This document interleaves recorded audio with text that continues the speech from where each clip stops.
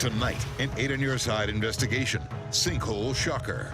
It was a dangerous secret under a Spring Hill home. It was a sinkhole.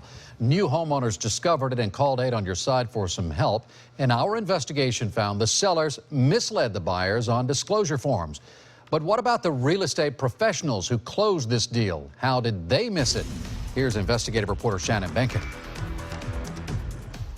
There were many people paid a lot of money to make sure this deal was clean, but everyone, the realtors, the insurance companies, the inspector, the appraiser, the title company, the lender, none of them caught this in time.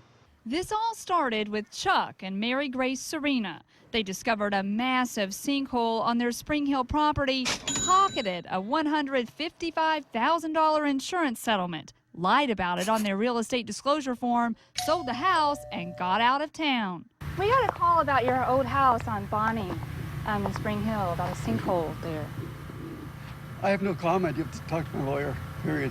The new homeowners, Adam and Victoria Cooper, are left with a mess.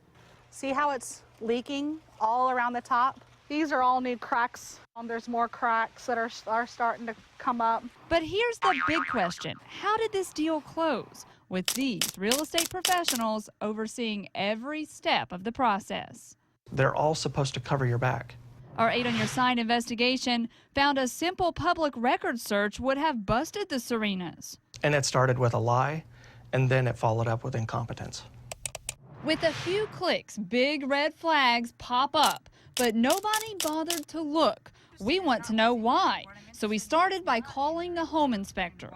There was an issue, you just didn't catch it.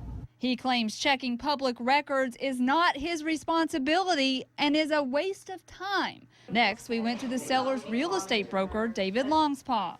So given what your agent knew, do you think she did enough to disclose this problem? She disclosed exactly what the seller had told her. Okay, so if the agent wasn't responsible, what about the title company? Well, guess what? That's actually run by David Longspaw too, and he just wants to point the finger at everyone else. It looks like a lot of people that represented this buyer let them down, from their home inspector to their realtor and to their insurance company. The only person taking any responsibility at all is the Cooper's real estate agent. You know, I've been in this business 13 years, and this is the first time that I felt that somebody, I would say, got one over on me. They blatantly lied to me. He points to an email he sent to the Surrena's realtor, asking point blank whether there was a payout for a sinkhole. The curt response came 2 weeks after the closing. I do not know about the payout, and he is giving no information. The he she's talking about is Chuck Surrena, who insists he didn't do anything wrong. Was there a sinkhole there? It was disclosed. It says right here on the sinkhole form, on your disclosure form, that you didn't get paid. That there was no claim, that there was no damage. I'm not making no comment.